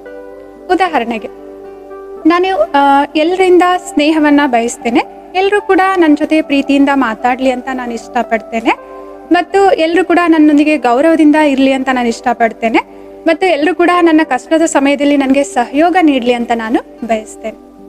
ಆದ್ರೆ ಸೊ ನಾನು ಇದನ್ನೆಲ್ಲವನ್ನ ಪಡಿಬೇಕು ಅಂತಂದ್ರೆ ನನ್ನಿಂದ ನಿರಂತರವಾಗಿ ಅದೇ ರೀತಿಯ ಕಂಪನಗಳು ಹೊರಗಡೆ ಹೋಗ್ತಾ ಇರ್ಬೇಕು. ಅದು ಹೇಗೆ ಸಾಧ್ಯ? ಯಾವಾಗ ಸಾಧ್ಯ? ಅದು ನನ್ನ ಸ್ವಭಾವ ಸಂಸ್ಕಾರ ಯಾವಾಗ ಇನ್ನೊಬ್ಬರ ಜೊತೆ ಮಧುರವಾಗಿ ಮಾತಾಡುವಂಥದ್ದಾಗಿರುತ್ತೆ, ಅಥವಾ ಇನ್ನೊಬ್ಬರ ಕಷ್ಟಗಳಿಗೆ ನಾನು ಸ್ಪಂದಿಸ್ಬಿಟ್ಟು ಅವ್ರಿಗೆ ಹೋಗ್ಬಿಟ್ಟು ಸಹಾಯ ಮಾಡ್ತೇನೆ, ಸಹಯೋಗ ನೀಡ್ತೇನೆ, ಅಥವಾ ಚಿಕ್ಕವರು ದೊಡ್ಡವರೇ ಇರಲಿ ಎಲ್ರಿಗೂ ಕೂಡ ಗೌರವಾನ್ವಿತವಾಗಿ ನಾನು ಅವ್ರ ಜೊತೆ ವ್ಯವಹಾರ ಮಾಡ್ತೇನೆ ಅಂತಂದ್ರೆ ನಿರಂತರವಾಗಿ ನನ್ನಿಂದ ಅದೇ ರೀತಿಯ ಕಂಪನಗಳು ಹೊರಸೂಸ್ತವೆ, ಅಂತಂದ್ರೆ ವೈಬ್ರೇಷನ್ಸ್ ಹೊರಸೂಸ್ತವೆ. ಸೊ ಅಫ್ಕೋರ್ಸ್ ಏನಾಗುತ್ತೆ, ಅವರು ಕೂಡ ನನ್ನ ಜೊತೆ ಪ್ರೀತಿಯಿಂದನೇ ವ್ಯವಹಾರ ಮಾಡ್ತಾರೆ, ಸ್ನೇಹದಿಂದನೇ ಮಾತನಾಡ್ತಾರೆ, ಮತ್ತು ನನ್ನ ಕಷ್ಟದಲ್ಲಿ ಬಂದ್ಬಿಟ್ಟು ಅವರು ಕೂಡ ಸಹಯೋಗವನ್ನ ಮಾಡ್ತಾರೆ. ಸೊ ಇದು ಯಾವಾಗ ಸಾಧ್ಯ ಆಯ್ತು? ನಾನ್ ಮೊದಲು ಆ ರೀತಿ ಇದ್ದೆ ಅಂತಂದ್ರೆ ಈ ನಿಯಮ ಏನ್ ಹೇಳುತ್ತೆ ಅಂತಂದ್ರೆ, ನೀವೇನ್ ಬಯಸ್ತೀರಾ ಅದನ್ನ ನೀವು ಪಡೆಯೋದಿಲ್ಲ, ನೀವೇನಾಗಿದ್ದೀರಾ ಅದನ್ನ ನೀವು ಪಡಿತೀರಾ. ಇಲ್ಲಿ ನಾನೇನಾಗಿದ್ದೇನೆ, ನಾನು ಗೌರವ ಕೊಡುವಂತವಳಾಗಿದ್ದೇನೆ, ಪ್ರೀತಿಯಿಂದ ಮಾತನಾಡುವಂತವಳಾಗಿದ್ದೇನೆ, ಅಥವಾ ಎಲ್ಲರೊಂದಿಗೂ ಕೂಡ ಸ್ನೇಹದಿಂದ ವ್ಯವಹಾರ ಮಾಡುವಂತವಳಾಗಿದ್ದೇನೆ ಅಂತಂದ್ರೆ ಅದೇ ರೀತಿಯ ಕಂಪನಗಳು ನನ್ನಿಂದ ಹೊರಸೂಸ್ತವೆ. ಸೊ ನಾವೇನಾಗಿದ್ದೇವೆ ಅನ್ನೋದು ಯಾವುದ್ರ ಮೇಲೆ ಆಧಾರಿತ ಆಗಿದೆ? ನನ್ನ ನಂಬಿಕೆಗಳೇನಿದಾವೆ ಅದರ ಆಧಾರದ ಮೇಲೆ ನಾನು ಸಂಕಲ್ಪಗಳನ್ನ ರಚನೆ ಮಾಡ್ತೇನೆ. ನನ್ನ ಸ್ವಭಾವ ಏನಾಗಿದೆ, ನನ್ನ ಸಂಕಲ್ಪಗಳೇನಾಗಿದ್ದಾವೆ, ನನ್ನ ಸಂಸ್ಕಾರಗಳೇನಾಗಿದ್ದಾವೆ, ಅದು ಅದ್ರ ಬೇಸಿಸ್ ಮೇಲೆ ನಾನೇನ್ ಮಾಡ್ತೇನೆ, ನನ್ನ ಸಂಕಲ್ಪಗಳನ್ನ ರಚನೆ ಮಾಡ್ತೇನೆ. ಮತ್ತು ನಾನು ಈ ಸಮಯದಲ್ಲಿ ಯಾವ ವಿಷಯದ ಬಗ್ಗೆ ಮಾತಾಡ್ತಾ ಇದ್ದೀನಿ ಅದೇ ರೀತಿಯ ಯೋಚನೆಗಳನ್ನ ನಾನು ಮಾಡ್ತೇನೆ. ಮತ್ತು ಈ ಸಮಯದಲ್ಲಿ ನಾನು ಯಾವ ಕೆಲಸಗಳನ್ನ ಮಾಡ್ತಾ ಇದ್ದೀನಿ ಆ ರೀತಿಯ ಸಂಕಲ್ಪಗಳು ನನ್ನಲ್ಲಿ ನಡೀತಾ ಇರ್ತವೆ. ನಾನೇನಾಗಿದ್ದೀನಿ ಅನ್ನೋದು ನನ್ನ ವಿಚಾರಗಳು, ನನ್ನ ಸ್ವಭಾವ, ನನ್ನ ಸಂಸ್ಕಾರ, ನನ್ನ ಮಾತುಗಳು ಮತ್ತು ನನ್ನ ಕಾರ್ಯಗಳ ಮೇಲೆ ಆಧಾರಿತ ಆಗಿದೆ. ಸೊ ಇನ್ನು ಹಲವಾರು ಕೆಲವೊಂದು ಉದಾಹರಣೆಗಳೊಂದಿಗೆ ಈ ಆಕರ್ಷಣೀಯ ನಿಯಮದ ಬಗ್ಗೆ ಸ್ಪಷ್ಟವಾಗಿ ನಾವು ತಿಳಿದುಕೊಳ್ಳೋಣ. ಉದಾಹರಣೆಗೆ, ನಾನು ಯಾವಾಗ್ಲೂ ಕೂಡ ಆರೋಗ್ಯವಾಗಿರ್ಬೇಕು ಅಂತ ಬಯಸ್ತೇನೆ, ನನ್ನ ಆರೋಗ್ಯ ಚೆನ್ನಾಗಿರ್ಬೇಕು ಅಂತ ಹೇಳ್ಬಿಟ್ಟು ನಾನು ಇಷ್ಟಪಡ್ತೇನೆ. ಸೊ ಈ ಸನ್ನಿವೇಶದಲ್ಲಿ ಅಥವಾ ಈ ಸಂದರ್ಭದಲ್ಲಿ ಈ ಆಕರ್ಷಣೆ ನಿಯಮವನ್ನ ನಾನು ಹೇಗೆ ಉಪಯೋಗ ಮಾಡ್ಕೊಳ್ಬೇಕು? ಬಲೆ ವರ್ತಮಾನ ಸಮಯದಲ್ಲಿ ನನ್ನ ಆರೋಗ್ಯದಲ್ಲಿ ಏರುಪೇರು ಇರ್ಬೋದು, ಅಷ್ಟೊಂದು ಪರ್ಫೆಕ್ಟ್ ಆಗಿ ನನ್ನ ಹೆಲ್ತ್ ಇರ್ಲಿಕ್ಕಿಲ್ಲ, ಬಟ್ ನಾನೇನ್ ಬಯಸ್ತಾ ಇದ್ದೇನೆ, ಸದಾ ನನ್ನ ಆರೋಗ್ಯ ಚೆನ್ನಾಗಿರ್ಬೇಕು ಅಂತ ಹೇಳ್ಬಿಟ್ಟು ನಾನು ಬಯಸ್ತಾ ಇದ್ದೇನೆ. ಸೊ ಹಾಗಿದ್ರೆ ಏನ್ ಮಾಡ್ಬೇಕು? ಈ ನಿಯಮ ಏನ್ ಹೇಳುತ್ತೆ ಅಂತಂದ್ರೆ, ನಾನು ಈ ನಿಯಮವನ್ನ ವಿಧಿಪೂರ್ವಕವಾಗಿ ಫಾಲೋ ಮಾಡಿದೆ ಅಂತಂದ್ರೆ ಸೊ ಈ ನಿಯಮ ನನಗೆ ವರ್ಕ್ ಆಗುತ್ತೆ. ಸೊ ವಿಧಿಪೂರ್ವಕವಾಗಿ ಫಾಲೋ ಮಾಡೋದು ಅಂತಂದ್ರೆ ಏನು? ಈ ನಿಯಮ ಏನ್ ಹೇಳುತ್ತೆ ಅಂದ್ರೆ, ನಿಮ್ಗೆ ಏನ್ ಬೇಕಾಗಿದೆ ಅಲ್ವಾ ಅದನ್ನ ಸ್ಪಷ್ಟವಾಗಿ ಸಂಕಲ್ಪ ಮಾಡಿ. ಇದಕ್ಕೆ ಇಂಗ್ಲಿಷ್ ಅಲ್ಲಿ ಅಫರ್ಮೇಶನ್ಸ್ ಅಂತ ಹೇಳ್ತಾರೆ. ನಿಮ್ಗೆ ಏನ್ ಬೇಕಾಗಿದೆ ಅದನ್ನ ಸಕಾರಾತ್ಮಕವಾದ ಸಂಕಲ್ಪಗಳನ್ನ ಮಾಡ್ಬಿಟ್ಟು ಅದನ್ನ ಪುನರಾವರ್ತನೆ ಮಾಡ್ಬೇಕು. ಸೊ ಅಫರ್ಮೇಶನ್ಸ್ ಕ್ರಿಯೇಟ್ ಮಾಡ್ಬೇಕು. ನನ್ಗೆ ಇವಾಗ ಹೆಲ್ತ್ ಬೇಕಾಗಿದೆ, ಸೊ ನಾನೇನ್ ಸಂಕಲ್ಪ ಮಾಡ್ಬೇಕು? ನನ್ನ ಆರೋಗ್ಯ ಚೆನ್ನಾಗಿದೆ, ನಾನು ಸ್ವಸ್ಥವಾಗಿದ್ದೀನಿ, ನನ್ನ ಶರೀರ ನಿರೋಗಿಯಾಗಿದೆ, ನನ್ನ ಶರೀರ ಶಕ್ತಿಶಾಲಿಯಾಗಿದೆ, ನನ್ನ ಪ್ರತಿಯೊಂದು ಕಾರ್ಯದಲ್ಲಿ ನನ್ನ ಶರೀರ ಸಹಯೋಗ ನೀಡುತ್ತೆ, ನಾನು ಸದಾ ಉಮಂಗ ಉತ್ಸಾಹದಿಂದ ಇರ್ತೇನೆ. ಸೊ ಈ ರೀತಿ ನನ್ನ ಆರೋಗ್ಯದ ಬಗ್ಗೆ ನಾನು ಸಕಾರಾತ್ಮಕವಾದ ಸರಿಯಾದ ಸಂಕಲ್ಪಗಳನ್ನ ರಚನೆ ಮಾಡ್ಬೇಕು. ಆಮೇಲೆ ಏನ್ ಮಾಡ್ಬೇಕು? ಇದರ ದೃಶ್ಯೀಕರಣವನ್ನ ನಿರ್ಮಾಣ ಮಾಡ್ಬೇಕು. ಆರೋಗ್ಯವಾಗಿದ್ದಾಗ ನಮ್ಮ ಮಾತುಗಳು ಹೇಗಿರ್ತವೆ, ನಮ್ಮ ಮುಖ ಹೇಗಿರುತ್ತೆ, ನಮ್ಮ ಭಾವನೆಗಳು ಹೇಗಿರುತ್ತೆ, ನಾನು ಹೇಗೆ ಇನ್ನೊಬ್ಬರ ಜೊತೆ ವ್ಯವಹಾರವನ್ನ ಮಾಡ್ತೀನಿ, ಅದೆಲ್ಲವನ್ನ ನಾನು ದೃಶ್ಯೀಕರಣ ಮಾಡಿ ನನ್ನ ಮನಸ್ಸಿನ ಕಣ್ಣಿನಿಂದ ಅಥವಾ ಬುದ್ಧಿಯ ನೇತ್ರದಿಂದ ನಾನು ಅದನ್ನ ನೋಡ್ಬೇಕು. 3ನೇ ಹಂತದಲ್ಲಿ ಅನುಭವ ಮಾಡ್ಬೇಕು. ನಾನು ಆರೋಗ್ಯವಾಗಿದ್ದಾಗ ನಾವು ಎಷ್ಟು ಖುಷಿಯಿಂದ ಇರ್ತೇವೆ, ಯಾವ ರೀತಿ ಕೆಲಸ ಕಾರ್ಯಗಳನ್ನ ಮಾಡ್ತೇವೆ, ಅದೆಲ್ಲವನ್ನ ನಾನು ಇವಾಗ ಅನುಭವ ಮಾಡ್ಬೇಕು. ಯಾಕೆ ಅಂತಂದ್ರೆ ನನಗೆ ಏನ್ ಬೇಕಾಗಿದೆ ಅಲ್ವಾ ಅದನ್ನ ನಾನು ಪಡಿಬೇಕು ಅಂತಂದ್ರೆ ಅದು ನಾನು ಆಗಿದ್ದೇನೆ, ಆಲ್ರೆಡಿ ನನ್ನ ಹತ್ರ ಇದೆ ಅಂತ ಅನುಭವ ಮಾಡಿದಾಗ್ಲೇ ನನ್ನಿಂದ ನಿರಂತರವಾಗಿ ಈ ಪ್ರಕೃತಿಯಲ್ಲಿ ಆ ಕಂಪನಗಳು ಹೊರಸೂಸ್ತವೆ. ಮತ್ತೆ ಅದೇ ರೀತಿಯ ಕಂಪನಗಳನ್ನ ನಾನು ಆಕರ್ಷಣೆ ಮಾಡ್ತೇನೆ. ಆ ಕಂಪನಗಳು ನನ್ನ ಜೀವನದಲ್ಲಿ ಘಟನೆಗಳನ್ನ ನಿರ್ಮಾಣ ಮಾಡಿ ನಾನೇನ್ ಬಯಸ್ತಾ ಇದ್ದೀನಲ್ವಾ ಆ ಬಯಕೆ ನನಸಾಗುತ್ತೆ, ಅಂತಂದ್ರೆ ಸಾಕಾರ ಆಗುತ್ತೆ. ಸೊ ಈ ರೀತಿ ನಾನು ಸಂಕಲ್ಪ ಮಾಡಿ, ವಿಜುವಲೈಸೇಷನ್ ಮಾಡಿ ಅನುಭವ ಮಾಡ್ತಾ ಇದ್ದೇನೆ. ಮತ್ತೆ ಅದಕ್ಕೆ ತಕ್ಕಂತೆ ನನ್ನ ಜೀವನ ಶೈಲಿಯಲ್ಲಿ ಕೂಡ ಬದಲಾವಣೆಗಳನ್ನ ಮಾಡ್ಕೊಳ್ತಾ ಇದ್ದೇನೆ. ಎಕ್ಸರ್ಸೈಸ್ ಮಾಡ್ತಾ ಇದ್ದೇನೆ, ವಾಕಿಂಗ್ ಮಾಡ್ತಾ ಇದ್ದೇನೆ, ಊಟದಲ್ಲಿ ಕೂಡ ಸಾತ್ವಿಕ ಆಹಾರವನ್ನ ನಾನು ರೂಢಿ ಮಾಡ್ಕೊಳ್ತಾ ಇದ್ದೇನೆ. ಬಲೆ ವರ್ತಮಾನದಲ್ಲಿ ಇದೆಲ್ಲ ನನಗೆ ಕಷ್ಟ ಅನಿಸ್ತಿರ್ಬೋದು, ಆದ್ರೆ ನಾನೊಂದು ಗುರಿಯನ್ನ ಇಟ್ಕೊಂಡಿದ್ದೇನೆ, ಅದನ್ನ ಸಾಧಿಸ್ಬೇಕು ಅಂತ ಹೇಳ್ಬಿಟ್ಟು ನನ್ನಲ್ಲಿ ಆ ದೃಢತೆ ಇದೆ ಅಂತಂದ್ರೆ ಇದೆಲ್ಲ ಮಾಡ್ಲಿಕ್ಕೆ ನನಗೆ ಒಂದು ಪ್ರೇರಣೆ ಸಿಗ್ತಾ ಹೋಗುತ್ತೆ, ಒಂದು ಶಕ್ತಿ ತುಂಬ್ತಾ ಹೋಗುತ್ತೆ ಒಳಗಡೆಯಿಂದ. ಸೊ ಇದೆಲ್ಲ ಒಂದೊಂದಾಗಿ ಹಂತ ಹಂತವಾಗಿ ನಾನು ಮಾಡ್ಲಿಕ್ಕೆ ಪ್ರಾರಂಭ ಮಾಡ್ತೇನೆ. ಸೊ ಈ ರೀತಿ ಮಾಡ್ತಾ ಮಾಡ್ತಾ ಮಾಡ್ತಾ ನನ್ನ ಆರೋಗ್ಯ ಸುಧಾರಣೆ ಆಗುತ್ತೆ, ನಾನು ಬಯಸಿದಂತ ಆರೋಗ್ಯವನ್ನ ನಾನು ಪಡೆದುಕೊಳ್ತೇನೆ. ಸೊ ಮತ್ತೆ ಇನ್ನು ಕೆಲವೊಂದು ಉದಾಹರಣೆ ಅಂತಂದ್ರೆ, ನಾವು ಯಾವ್ದಾದ್ರು ಕಂಪ್ನಿಯಲ್ಲಿ ಡ್ರೀಮ್ ಜಾಬ್ ನಂದು ಇಂಥ XY ಕಂಪ್ನಿಯಲ್ಲಿ ನಾನು ಈ ಪೊಸಿಷನ್ ಅಲ್ಲಿ ಇದ್ದು ಕೆಲಸ ಮಾಡ್ಬೇಕು ಅಂತ ನನ್ನ ಕನಸಾಗಿದೆ. ಸೊ ಈ ಸಂದರ್ಭದಲ್ಲಿ ಈ ಆಕರ್ಷಣೀಯ ನಿಯಮವನ್ನು ನಾನು ಹೇಗೆ ಉಪಯೋಗ ಮಾಡ್ಕೊಳ್ಬೇಕು? ಸೊ ಇವಾಗಲೂ ಕೂಡ ನನಗೆ ಏನು ಇಚ್ಛೆ ಇದೆ, ನಂದೇನು ಬಯಕೆ ಇದೆ ಅಂತ ನನಗೆ ಸ್ಪಷ್ಟವಾಗಿದೆ. ನಾನು XYZ ಅನ್ನೋ ಕಂಪ್ನಿಯಲ್ಲಿ ಮ್ಯಾನೇಜರ್ ಪೋಸ್ಟು ಅಥವಾ ಡೈರೆಕ್ಟರ್ ಪೋಸ್ಟಲ್ಲಿ ಇದ್ಬಿಟ್ಟು ಕೆಲಸ ಮಾಡಬೇಕು ಅಂತ ಹೇಳ್ಬಿಟ್ಟು ನನಗೆ ಇಷ್ಟ ಇದೆ. ಸೊ ಹಾಗಿದ್ರೆ ಇವಾಗ ಏನು ಮಾಡಬೇಕು? ನಾನು ಅದನ್ನು ರಿಪೀಟ್ ಮಾಡಬೇಕು. ಆಲ್ರೆಡಿ ನಾನಲ್ಲಿ ಡೈರೆಕ್ಟರ್ ಆಗಿ ಕೆಲಸವನ್ನ ಪಡೆದಿದ್ದೇನೆ, ಡೈರೆಕ್ಟರ್ ಆಗಿ ಕೆಲಸವನ್ನ ಮಾಡ್ತಾ ಇದ್ದೇನೆ ಅಂತ ಹೇಳ್ಬಿಟ್ಟು ಇದನ್ನು ಮೊದಲು ಸಂಕಲ್ಪ ಮಾಡಬೇಕು, ಆಮೇಲೆ ವಿಶ್ವಲೈಸ್ ಮಾಡಬೇಕು, ಮತ್ತೆ ಅದರ ಅನುಭವವನ್ನು ಮಾಡಬೇಕು. ಒಬ್ಬ ಡೈರೆಕ್ಟರ್ ಆಗಿ ಇದ್ದಾಗ ಆ ಕಂಪ್ನಿಯಲ್ಲಿ ಆ ಕಂಪ್ನಿ ಪಾಲಿಸೀಸ್ ಏನಾಗಿದ್ದಾವೆ, ಆ ಕಂಪ್ನಿಯ ಏನು ವರ್ಕಿಂಗ್ ಕಲ್ಚರ್ ಏನಾಗಿದೆ, ಅಲ್ಲಿರುವಂತಹ ಕ್ಲೈಂಟ್ಸ್ಗಳು ಯಾರ್ಯಾರಾಗಿದ್ದಾರೆ, ಅವ್ರ ಜೊತೆ ವ್ಯವಹಾರ ಹೇಗೆಲ್ಲ ಇದೆ, ಇದೆಲ್ಲವನ್ನ ನಾನು ತಿಳಿದುಕೊಳ್ಬೇಕು. ಮತ್ತೆ ಆ ಸ್ಥಳದ ಅಥವಾ ಆ ಪೊಸಿಷನ್ದು ಏನೆಲ್ಲ ರಿಕ್ವೈರ್ಮೆಂಟ್ಗಳಿದೆ ಅಥವಾ ಬೇಡಿಕೆಗಳಿದೆ ಅದೆಲ್ಲವನ್ನ ನಾನು ತಿಳಿದುಕೊಂಡು ಅದಕ್ಕೆ ತಕ್ಕಂತೆ ನನ್ನನ್ನು ನಾನು ರೆಡಿ ಮಾಡ್ತಾ ಹೋದೆ ಅಂತಂದ್ರೆ ನನ್ನಲ್ಲಿ ಒಂದು ಆತ್ಮವಿಶ್ವಾಸ ತುಂಬುತ್ತೆ. ಮತ್ತೆ ದೃಢತೆ ದಿನದಿಂದ ದಿನಕ್ಕೆ ನಾನು ಆಗ್ಲೇಬೇಕು ಅಂತ ಹೇಳ್ಬಿಟ್ಟು ಅಥವಾ ಇಚ್ಛಾಶಕ್ತಿ ನನ್ನಲ್ಲಿತ್ತು ಅಂತಂದ್ರೆ ಸೊ ದಿನದಿಂದ ದಿನಕ್ಕೆ ನನ್ನಲ್ಲಿ ಆ ಕ್ವಾಲಿಟೀಸ್ ಬರ್ತಾ ಹೋಗ್ತವೆ. ಸೊ ಮತ್ತೆ ಅಲ್ಲಿ ಇಂಟರ್ವ್ಯೂಗೆ ಹೋಗ್ಬೇಕಂತಂದ್ರೆ ಏನ್ ಮಾಡ್ಬೇಕು ಇದ್ರ ಬಗ್ಗೆ ತಿಳ್ಕೊಂಡ್ಬಿಟ್ಟು ನಾನು ಒಂದೊಂದು ಹೆಜ್ಜೆಯನ್ನ ಮುಂದಿಡ್ತಾ ಹೋದೆ ಅಂತಂದ್ರೆ ಆ ಇಂಟರ್ವ್ಯೂ ನಡೆಯೋ ಸಮಯದಲ್ಲಿ ಕೂಡ ನನ್ನ ಆತ್ಮವಿಶ್ವಾಸದಿಂದ ಅದನ್ನ ಎದುರಿಸ್ತೇನೆ, ಅದನ್ನ ನಿಭಾಯಿಸ್ತೇನೆ ಮತ್ತು ಅಲ್ಲಿ ನಾನು ಆಯ್ಕೆ ಕೂಡ ಆಗ್ತೇನೆ. ಅಂತಂದ್ರೆ ನನ್ಗೆ ಏನ್ ಬೇಕಾಗಿದೆ ಅದರ ಬಗ್ಗೆ ನಾನು ಸಂಕಲ್ಪ ಮಾಡಬೇಕು, ಅದನ್ನ ವಿಶ್ವಲೈಸ್ ಮಾಡಬೇಕು, ದೃಶ್ಯೀಕರಣ ಮಾಡಬೇಕು ಮತ್ತು ಆಲ್ರೆಡಿ ನಾನು ಅದನ್ನ ಹೊಂದಿದ್ದೇನೆ ಅಂತ ಹೇಳ್ಬಿಟ್ಟು ಅನುಭವ ಮಾಡಬೇಕು. ಇಷ್ಟು ನಾನು ನಿರಂತರವಾಗಿ ಮಾಡ್ತಾ ಇದ್ದೇನೆ ಅಂತಂದ್ರೆ ಆ ಸಂದರ್ಭದಲ್ಲಿ ಆ ಸಮಯದಲ್ಲಿ ಅದಕ್ಕೆ ತಕ್ಕ ಹಾಗೆ ಕಾರ್ಯರೂಪದಲ್ಲಿ ಏನ್ ಕಾರ್ಯಗಳನ್ನ ಮಾಡಬೇಕಾಗಿದೆ ಅದೆಲ್ಲನೂ ಕೂಡ ನನಗೆ ಗೊತ್ತಾಗ್ಲಿಕ್ಕೆ ಪ್ರಾರಂಭ ಆಗುತ್ತೆ. ಗೊತ್ತಾದಾಗ ನಾನು ಅದನ್ನ ಕಾರ್ಯರೂಪದಲ್ಲಿ ತೊಡಗಿಸ್ಬಿಟ್ಟು ಹಾಗೆ ಕ್ರಮಗಳನ್ನ ಕೈಗೊಳ್ತಾ ಇದ್ದೇನೆ ಅಂತಂದ್ರೆ ಆ ಎಲ್ಲಾ ಕ್ವಾಲಿಟೀಸ್ ನನಗೆ ಏನ್ ಬೇಕಾಗಿದೆ ಅಲ್ವಾ ಅದೆಲ್ಲವನ್ನ ನಾನು ನನ್ನಲ್ಲಿ ತುಂಬಿಕೊಳ್ತಾ ಹೋಗ್ತೇನೆ ಮತ್ತು ಒಂದು ದಿನ ಆ ನನ್ನ ಕನಸು ನನಸಾಗುತ್ತೆ. ಮತ್ತು ಇದನ್ನ ಇನ್ನು ಎಲ್ಲೆಲ್ಲಿ ಅಪ್ಲೈ ಮಾಡ್ಬೋದು ಅಥವಾ ಉಪಯೋಗ ಮಾಡ್ಕೋಬಹುದು ಈ ಆಕರ್ಷಣೆ ನಿಯಮವನ್ನ? ಇದನ್ನು ನೀವು ನಿಮ್ಮ ವೈಯಕ್ತಿಕ ಜೀವನದಲ್ಲಿ ಕೂಡ ಅಂತಂದ್ರೆ ಇಂಥ ವ್ಯಕ್ತಿಗಳ ಜೊತೆಗೆ ನಾನು ಒಂದು ಸುಂದರವಾದ ಸಂಬಂಧವನ್ನ ಹೊಂದಬೇಕು ಅಂತ ಹೇಳ್ಬಿಟ್ಟು ಇಷ್ಟಪಡ್ತೇನೆ. ಸೊ ಅವಾಗ ಏನ್ ಮಾಡ್ಬೇಕು? ಒಂದು ಸುಂದರವಾದ ಸಂಬಂಧ ಇರಬೇಕು ಅಂತಂದ್ರೆ ಏನೇನೆಲ್ಲ ಅಲ್ಲಿ ಬೇಕಾಗುತ್ತೆ? ಸೊ ಈ ನಿಯಮ ಏನ್ ಹೇಳುತ್ತೆ? ನೀವೇನಾಗಿದ್ದೀರಾ ಅದನ್ನೇ ನೀವು ಪಡಿತೀರಾ ಅಂತ ಹೇಳುತ್ತೆ. ಸೊ ನಾನೇನಾಗಿದ್ದೀನಿ ಅಂತಂದ್ರೆ ನನ್ನ ಸ್ವಭಾವ, ಸಂಸ್ಕಾರ, ಮಾತು, ನನ್ನ ನಂಬಿಕೆಗಳು, ನನ್ನ ಕರ್ಮಗಳು ಅಂತಂದ್ರೆ ಕಾರ್ಯಗಳು ನಾನಾಗಿದ್ದೇನೆ. ಒಂದು ಉತ್ತಮವಾದ ಸಂಬಂಧ, ಉದಾಹರಣೆಗೆ ಒಬ್ಬ ತಾಯಿ ಮತ್ತು ಮಗುವಿನ ಸಂಬಂಧವನ್ನೇ ನಾವು ತೆಗೆದುಕೊಂಡ್ರೆ ತಾಯಿ ಏನ್ ಬಯಸ್ತಾರೆ? ತಮ್ಮ ಮಗುವಿನೊಂದಿಗೆ ಉತ್ತಮವಾದ ಸಂಬಂಧ ಇರಬೇಕು ಅಂತ ಹೇಳ್ಬಿಟ್ಟು ಬಯಸ್ತಾರೆ. ಸೊ ಆ ತಾಯಿ ಸಂಸ್ಕಾರ ಏನಾದ್ರು, ಸ್ವಭಾವ ಏನಾದ್ರು ಸ್ವಲ್ಪ ಸ್ಟ್ರಿಕ್ಟ್ ಆಗಿರುವಂತದ್ದಾಗಿತ್ತು ಅಂತಂದ್ರೆ, ಸ್ವಲ್ಪ ನಿಯಂತ್ರಣ ಮಾಡುವಂತ ಸಂಸ್ಕಾರ ಆಗಿತ್ತು ಅಂತಂದ್ರೆ, ಆ ಮಗು ಏನಾದ್ರು ಅಮ್ಮ ನಾನು ಇವತ್ತು ಇಲ್ಲಿ ಹೋಗಿ ಬರಲ್ಲ ಅಂತಂದ್ರೆ ಬೇಡ ಅಲ್ಲೆಲ್ಲ ಹೋಗ್ಬಾರ್ದು, ಈ ರೀತಿ ಬೇಡ ಅಂತ ಹೇಳಿ ಆ ಮಗುವನ್ನ ನಿಯಂತ್ರಣ ಮಾಡ್ತಿದ್ರೆ, ಅಮ್ಮ ನಾನು ಇದನ್ನ ತಗೊಳ್ಳ ಅಂತ ಕೇಳಿದ್ರೆ ಬೇಡ ಅದೆಲ್ಲ ಬೇಕಾಗಿಲ್ಲ, ನೆಸೆಸರಿ ಇಲ್ಲ ಅಂತ ಹೇಳ್ಬಿಟ್ಟು ಅಲ್ಲಿ ಕೂಡ ಅವರು ಕಂಟ್ರೋಲ್ ಮಾಡ್ತಾ ಇದ್ದಾರೆ ಮಗುವನ್ನ. ಅಥವಾ ತಾಯಿ ಸಂಸ್ಕಾರ ಏನಾದ್ರು ಆ ಮಗುವನ್ನ ಇನ್ನೊಂದು ಮಗುವಿನ ಜೊತೆ ಹೋಲಿಕೆ ಮಾಡಿ ಮಾತನಾಡುವಂತದ್ದಾಗಿತ್ತು ಅಂತಂದ್ರೆ, ನಿನ್ ಫ್ರೆಂಡ್ಸ್ ಎಲ್ಲ ನೋಡು ಎಷ್ಟು ಚೆನ್ನಾಗಿ ಮಾರ್ಕ್ಸ್ ಅನ್ನ ಸ್ಕೋರ್ ಮಾಡಿದ್ದಾರೆ, ನೀನ್ ಯಾಕೆ ಇಷ್ಟೊಂದು ಕಡಿಮೆ ತಗೊಂಡಿದೀಯಾ, ಈ ರೀತಿ ಏನಾದ್ರು ಹೋಲಿಕೆ ಮಾಡಿ ಮಾತಾಡುವಂತ ಸ್ವಭಾವ ಏನಾದ್ರು ಆ ತಾಯಿದಾಗಿತ್ತು ಅಂತಂದ್ರೆ, ಅಥವಾ ಇನ್ನೊಬ್ಬರ ಮುಂದೆ ತಮ್ಮ ಮಗುವಿನ ಬಗ್ಗೆ ಸ್ವಲ್ಪ ನಕಾರಾತ್ಮಕವಾಗಿ ಮಾತಾಡೋ ಏನಾದ್ರು ಸ್ವಭಾವ ಆ ತಾಯಿಯಲ್ಲಿ ಇತ್ತಂತಂದ್ರೆ, ಸೊ ಯಾರಾದ್ರೂ ಪಕ್ಕದ ಮನೆಯವ್ರು ಬಂದಿದ್ದಾರೆ, ಮಗು ಅಲ್ಲೇ ಇದೆ ಆದ್ರೂ ಕೂಡ ಗಮನ ಇಲ್ಲ ತಾಯಿದು, ಅವ್ರ ಜೊತೆ ಹೇಳ್ತಾ ಇದ್ರೆ, ಈಗಿನ ಕಾಲದ ಮಕ್ಕಳಿಗೆ ನಾವೇನ್ ಕಷ್ಟ ಪಡ್ತಾ ಇದೀವಿ ಅಂತ ಅವ್ರ ಬಗ್ಗೆ ಅರ್ಥನೇ ಮಾಡ್ಕೊಳ್ಳಲ್ಲ ನೋಡಿ. ಯಾವಾಗ್ಲೂ ಕೂಡ ಆಟ ಆಡೋದ್ರಲ್ಲಿ ಅಥವಾ ಗೇಮ್ ಆಡೋದ್ರಲ್ಲಿ ಅಥವಾ ಮೊಬೈಲ್ ತಗೊಂಡ್ ಕೂತ್ಕೊಂಡಿರ್ತಾರೆ. ಇವ್ರಿಗೋಸ್ಕರ ನಾವ್ ಎಷ್ಟೊಂದು ಪರಿಶ್ರಮ ಪಡ್ತೀವಿ ಅಂತ ಇವ್ರಿಗೆ ಅರ್ಥನೇ ಆಗೋದಿಲ್ಲ. ಚೆನ್ನಾಗಿ ಓದಿ ಅಂತ ಹೇಳಿದ್ರೆ ಓದೋದೇ ಇಲ್ಲ ಇವರು, ಈ ರೀತಿ ಏನೋ ಕ್ಯಾಶುವಲ್ ಆಗಿ ಮಾತಾಡ್ತಾ ಇದ್ದಾರೆ. ಆದ್ರೆ ಆ ಮಗು ಇದನ್ನೆಲ್ಲಾ ಕೇಳಿಸ್ಕೊಳ್ತಾ ಇದೆ. ಆ ಮಗುವಿನ ಮನಸ್ಸಿನ ಮೇಲೆ ಯಾವ ರೀತಿ ಪರಿಣಾಮ ಬೀರುತ್ತೆ? ಆ ಮಗುವಿಗೂ ಕೂಡ ಗೊತ್ತಿಲ್ದೇನೆ ಅಮ್ಮನ ಬಗ್ಗೆ ಈ ರೀತಿ ಮಾತಾಡ್ಲಿಕ್ಕೆ ಪ್ರಾರಂಭ ಮಾಡುತ್ತೆ. ನಮ್ಮಮ್ಮ ತುಂಬಾ ಸ್ಟ್ರಿಕ್ಟು, ಇದಕ್ಕೆಲ್ಲ ಅವಕಾಶನೇ ಕೊಡಲ್ಲ, ಇವ್ರಮ್ಮ ಎಷ್ಟು ಒಳ್ಳೆಯವರು, ಎಲ್ಲದಕ್ಕೂ ಕೂಡ ಅವಕಾಶ ಕೊಡ್ತಾರೆ, ಮುಂದುವರಿಸ್ತಾರೆ. ನಮ್ಮಮ್ಮ ಇದ್ರೆ ನನ್ನ ಬಗ್ಗೆನೇ ಈ ರೀತಿ ಹೇಳ್ತಾರೆ, ನಾನು ಎಷ್ಟು ಮಾಡಿದ್ರು ನಮ್ಮ ಅಮ್ಮನಿಗೆ ಕಾಣಿಸೋದೇ ಇಲ್ಲ, ಇದೆಲ್ಲ ಬರೇ ಸ್ಟಡಿ ಮಾಡು ಅಂತ ಹೇಳ್ತಾರೆ. ಈ ರೀತಿ ಆ ಮಗುನು ಕೂಡ ಇನ್ನೊಬ್ರು ಫ್ರೆಂಡ್ಸ್ ಜೊತೆ ಅಮ್ಮನ ಬಗ್ಗೆ ಮಾತಾಡ್ಲಿಕ್ಕೆ ಪ್ರಾರಂಭ ಮಾಡುತ್ತೆ. ಅಂದ್ರೆ ಇಲ್ಲಿ ಏನಾಯ್ತು? ನಾನೇನಾಗಿದೆ ನಾನು ಅದನ್ನ ಪಡಿತಾ ಇದ್ದೇನೆ, ನಾನಿಲ್ಲಿ ಅವರನ್ನ ನಿಯಂತ್ರಣ ಮಾಡ್ತಾ ಇದ್ದೆ, ನಾನಿಲ್ಲಿ ಅವರನ್ನ ಹೋಲಿಕೆ ಮಾಡ್ತಾ ಇದ್ದೆ, ನಾನಿಲ್ಲಿ ಅವ್ರ ಬಗ್ಗೆ ಕಂಪ್ಲೇಂಟ್ಸ್ ಅನ್ನ ಹೇಳ್ತಾ ಇದ್ದೆ. ಇದನ್ನೇ ಆ ಮಗುನು ಕೂಡ ತಾಯಿ ಬಗ್ಗೆ ಮಾಡ್ತಾ ಇದೆ ಅಲ್ವಾ? ಬಟ್ ಅಮ್ಮ ಬಯಸಿದ್ದೇನಾಗಿತ್ತು? ಇಲ್ಲಿ ಒಂದು ಉತ್ತಮವಾದ ಸಂಬಂಧ ಇರಬೇಕು ನನ್ನ ಮತ್ತು ನನ್ನ ಮಗುವಿನ ಮಧ್ಯೆ ಅಂತ ಅನ್ಕೊಂಡಿದ್ರು. ಆದ್ರೆ ಸಿಕ್ಕಿದ್ದೇನೋ ಅವರಿಗೆ ಅಲ್ಲಿ ಹೋಲಿಕೆ ಅಥವಾ ಕಂಪ್ಲೇಂಟ್ ಮಾಡುವಂತಹ ಸ್ವಭಾವ ಸಂಸ್ಕಾರಗಳದ್ದು ಏನು ಘರ್ಷಣೆ ಆಗ್ತಾ ಇದೆ.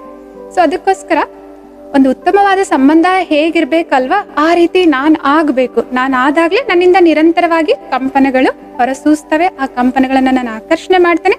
ಅದೇ ರೀತಿಯಲ್ಲಿ ಘಟನೆಗಳು ನಮ್ಮ ಜೀವನದಲ್ಲಿ ಘಟಿಸ್ತಾ ಇರ್ತವೆ.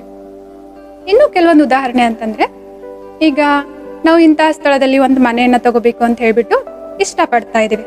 ನಮ್ಮ ಜೀವನದ ಅದೊಂದು ಬಯಕೆ ಇದೆ. ಹಾಗಿದ್ರೆ ಈ ನಿಯಮವನ್ನ ಹೇಗೆ ಉಪಯೋಗ ಮಾಡೋದು? ಅಲ್ಲಿ ಇಂತಹ ಸ್ಥಳದಲ್ಲಿ ಇಷ್ಟು ಕೋಣೆಗಳಿರುವಂತಹ ರೂಮ್ಗಳಿರುವಂತಹ ಮನೆಯನ್ನ ನಾನು ತಗೊಳ್ಬೇಕು ಅಂತ ಡಿಸೈಡ್ ಮಾಡಿದ್ದೇನೆ. ಇಲ್ಲಿ ಯಾವ ರೀತಿ ಉಪಯೋಗ ಮಾಡೋದು ಈ ನಿಯಮವನ್ನ? ನಿಮ್ಗೆ ಅದ್ರ ಮೇಲೆ ನಂಬಿಕೆ ಇರಲಿ, ಸ್ಪಷ್ಟನೆ ಇರಲಿ. ನನಗೆ ಇಂತಹ ಸ್ಥಳದಲ್ಲಿ ಇಷ್ಟು ದಿನಗಳಲ್ಲಿ ಅಥವಾ ಇಷ್ಟು ವರ್ಷಗಳಲ್ಲಿ ಮನೆ ತಗೊಳ್ಳೇಬೇಕು ಅಂತ ಹೇಳ್ಬಿಟ್ಟು ಒಂದು ದೃಢ ಇಚ್ಛೆ ಇರಲಿ, ಇಚ್ಛಾ ಶಕ್ತಿ ಇರಲಿ, ಸ್ಪಷ್ಟವಾಗಿರ್ಲಿ ನಿಮ್ಮ ಇಚ್ಛೆ ಏನಿದೆ ಅಂತ ಹೇಳ್ಬಿಟ್ಟು. ಆಮೇಲೆ ಅದು ಆ ಮನೆಯನ್ನ ನಾನು ಆಲ್ರೆಡಿ ತಗೊಂಡಿದ್ದೇನೆ ಅಂತ ಹೇಳ್ಬಿಟ್ಟು ಇವಾಗ ದೃಶ್ಯೀಕರಣ ಮಾಡ್ಬೇಕು. ಮತ್ತೆ ಅದರ ಅನುಭವನ ನೀವು ಮಾಡ್ಬೇಕು. ಒಂದು ಮನೆ ನಾನು ತಗೊಂಡಿದ್ದೀನಿ, ಆ ಮನೇಲಿ ನಾನು ಆಲ್ರೆಡಿ ವಾಸ ಮಾಡ್ತಾ ಇದ್ದೀನಿ ಅಂತಂದ್ರೆ ಆ ಮನೇಲಿ ಏನೇನೆಲ್ಲ ಇದೆ ಅದನ್ನ ನಾನು ನೋಡ್ಬೇಕಾಗುತ್ತೆ. ನಾನು ಹಾಲಲ್ಲಿ ಕೂತ್ರೆ ಹೇಗಿರುತ್ತೆ, ಅಥವಾ ಬಾಲ್ಕನಿಯಲ್ಲಿ ಹೋದ್ರೆ ಏನೆಲ್ಲ ಇರುತ್ತೆ, ಅಕ್ಕಪಕ್ಕದ ಮನೆ ಎಲ್ಲ ಹೇಗಿದೆ, ಆ ಮನೆಗೆ ನಾನು ನಡ್ಕೊಂಡು ಹೋಗ್ಬೇಕಂದ್ರೆ ರಸ್ತೆ ಎಲ್ಲ ಹೇಗಿದೆ, ಆ ಮನೆಯಲ್ಲಿ ಕಿಚನ್ ಹೇಗಿದೆ, ಎಲ್ಲವನ್ನ ಕೂಡ ನಾನು ಅಲ್ಲಿ ಇದ್ದಾಗ ಹೇಗೆ ಅನುಭವ ಮಾಡ್ತೀನಲ್ವಾ, ಅದನ್ನ ಮೊದಲೇ ವಿಚಾರ ಮಾಡಿ ದೃಶ್ಯೀಕರಣ ಮಾಡಿ ಅನುಭವ ಮಾಡ್ಬೇಕು. ಸೊ ಇಷ್ಟೇ ಮಾಡ್ತಾ ಇದ್ರೆ ನಿರಂತರವಾಗಿ ನನ್ನಿಂದ ಆ ಕಂಪನಿಗಳು ಹೊರಸೂಸ್ತಾ ಇರ್ತಾವ. ನಾ ಮನೆ ತಗೋಬೇಕಾದ್ರೆ ಏನ್ ದುಡ್ಡಿನ ವ್ಯವಸ್ಥೆ ಮಾಡ್ಬೇಕಾಗಿತ್ತು ಅದೇನು ಮಾಡ್ತಾನೆ ಇಲ್ಲ ಪ್ರಾಕ್ಟಿಕಲ್ ರೂಪದಲ್ಲಿ ಅಥವಾ ಪ್ರಾಯೋಗಿಕ ರೂಪದಲ್ಲಿ ಅಂತಂದ್ರೆ, ಸೊ ನಿರಂತರವಾಗಿ ನಾನು ಈ ರೀತಿಯ ಕಂಪನಿಗಳನ್ನ ಸೂಸ್ಲಿಕ್ಕೆ ಸಾಧ್ಯ ಇಲ್ಲ. ಸೊ ಈ 3 ಸ್ಟೆಪ್ಗಳು ಮಾಡ್ತಾ ಅದರ ಜೊತೆಗೆ ಪ್ರಾಕ್ಟಿಕಲ್ ರೂಪದಲ್ಲಿ ಆ ಮನೆ ತಗೋಬೇಕಂತಂದ್ರೆ ಹಣದ ವ್ಯವಸ್ಥೆ ಏನ್ ಮಾಡ್ಬೇಕಾಗಿದೆ ಅಲ್ವಾ, ಅದನ್ನ ಮಾಡ್ಲಿಕ್ಕೂ ಕೂಡ ನಾನು ಗಮನ ಕೊಡ್ಬೇಕಾಗುತ್ತೆ.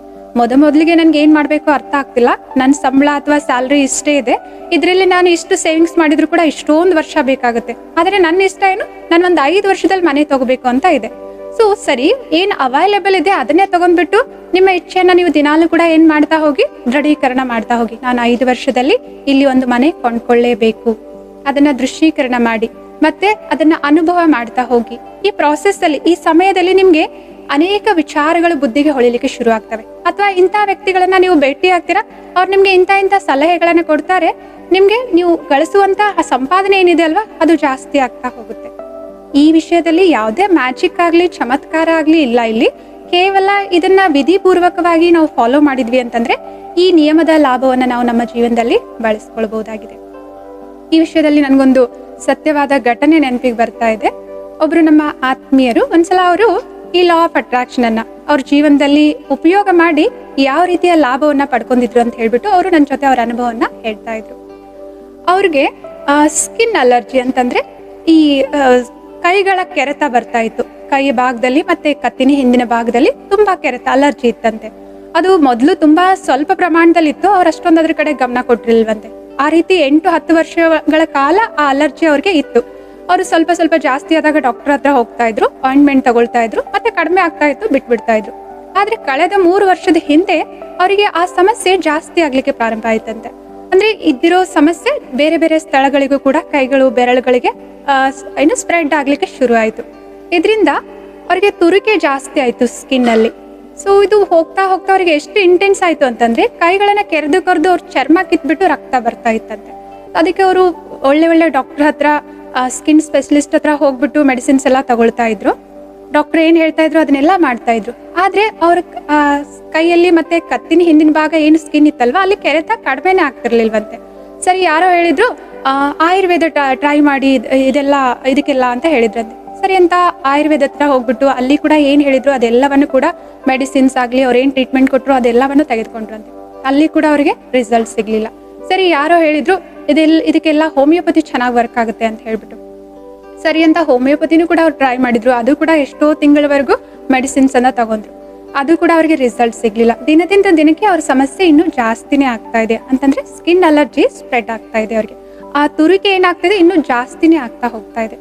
ಹೀಗೆ ಮತ್ತೆ ಯಾರೋ ಹೇಳಿದ್ರು ಸರಿ ಇದಕ್ಕೆಲ್ಲ ಒಂದ್ಸಲ ನ್ಯಾಚುರೋಪತಿ ಟ್ರೈ ಮಾಡಿ ಅಂತ ಹೇಳ್ಬಿಟ್ಟು ಅದನ್ನು ಕೂಡ ಅವ್ರು ಟ್ರೈ ಮಾಡಿದ್ರು. 3 ತಿಂಗಳವರೆಗೂ ಅವರು ಕೇವಲ ಜ್ಯೂಸ್ ಮತ್ತೆ ಫ್ರೂಟ್ಸ್ ಡಯಟ್ ಮೇಲೆ ಇದ್ರಂತೆ. ಸೊ 1 ವಾರ ಒಂದೇ ಫ್ರೂಟ್ ಜ್ಯೂಸ್ ರಸ ಕುಡಿಯೋದು, ಆ ರೀತಿ ಡಯಟ್ ಎಲ್ಲ ಅವ್ರು ಮಾಡಿದಾರೆ. ಅಷ್ಟೊಂದು ಸ್ಟ್ರಿಕ್ಟ್ ಆಗಿ ಕೂಡ 3 ತಿಂಗಳು ಫಾಲೋ ಮಾಡಿದ್ರಂತೆ. ಆದ್ರೂ ಕೂಡ ಆ ಸ್ಕಿನ್ ಅಲರ್ಜಿ ಜಾಸ್ತಿನೇ ಆಗ್ತಿದೆ. ಅವ್ರಿಗೆ ಏನು ಕೂಡ ರಿಲೀಫ್ ಅನಿಸ್ತಾ ಇಲ್ಲ. ಅದರಿಂದ ಎಲ್ಲಾ ಟ್ರೈ ಮಾಡಿದ್ರು ಏನ್ ಮಾಡ್ಬೇಕು ಅರ್ಥನೇ ಆಗ್ತಿಲ್ಲ ಅವ್ರಿಗೆ. ಆ ಸಂದರ್ಭದಲ್ಲಿ ಅವ್ರಿಗೆ ಯಾರೋ ಹಿಂಗೆ ಮಾತಾಡ್ತಿರ್ಬೇಕಾದ್ರೆ ಹೇಳಿದ್ರಂತೆ, ಯಾಕೆಂದ್ರೆ ಅವ್ರ ಕೈ ಆ ಭಾಗ ಎಲ್ಲ ಡ್ರೈ ಆಗಿಬಿಟ್ಟು ಸ್ವಲ್ಪ ಡಿಫ್ರೆಂಟ್ ಸ್ಕಿನ್ ಆಗಿತ್ತಂತೆ. ನಾರ್ಮಲ್ ಆಗಿ ಹೆಂಗ್ ಸ್ಕಿನ್ ಇರ್ತಿತ್ತು ಅದಕ್ಕಿಂತ ಸ್ವಲ್ಪ ರಫ್ ಆಗಿತ್ತು, ನೋಡ್ಲಿಕ್ಕೆ ಡ್ರೈ. ಯಾರಾದ್ರೂ ನೋಡಿದ್ರೆ ಐಡೆಂಟಿಫೈ ಮಾಡ್ಬೋದು ಏನಾಗಿದೆ ಇಲ್ಲಿ ಅಂತ ಕೇಳ್ತಾ ಇದ್ರಂತೆ.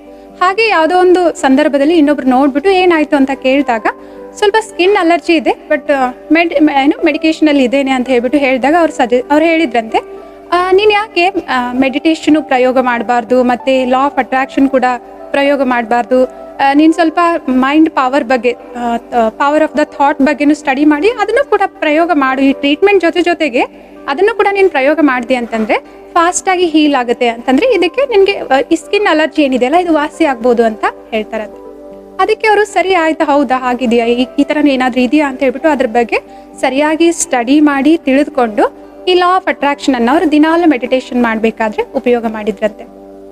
ಸೊ ಅವ್ರೇನು ಸಂಕಲ್ಪಗಳನ್ನ ಮಾಡಿದ್ರು ಆ ಸಮಯದಲ್ಲಿ, ಅವ್ರು ಯಾವಾಗಲೂ ಕೂಡ ಒಂದು ಸ್ವಲ್ಪ ಸಂಕಲ್ಪಗಳನ್ನ ಬರೆದ್ಬಿಟ್ಟು, ನನ್ನ ಸ್ಕಿನ್ನು ಚೆನ್ನಾಗಿದೆ, ಪರಿಪೂರ್ಣವಾಗಿದೆ, ಹೇಗೆ ಬೇರೆ ಸ್ಥಳದಲ್ಲಿ ಸ್ಕಿನ್ ಇದೆಯಲ್ಲ ಹೆಲ್ದಿ ಆಗಿದೆಯಲ್ಲ ಅದೇ ರೀತಿ ನನ್ನ ಕೈಗಳ ಭಾಗದಲ್ಲೂ ಕತ್ತಿನ ಹಿಂದಿನ ಭಾಗದಲ್ಲೂ ಕೂಡ ಅದೇ ರೀತಿ ಸ್ಕಿನ್ ಪರ್ಫೆಕ್ಟ್ ಆಗಿದೆ, ಹೆಲ್ದಿ ಆಗಿದೆ. ಸೊ ನನ್ನ ಶರೀರ ಸಂಪೂರ್ಣ ನಿರೋಗಿಯಾಗಿದೆ, ಸ್ವಸ್ಥವಾಗಿದೆ.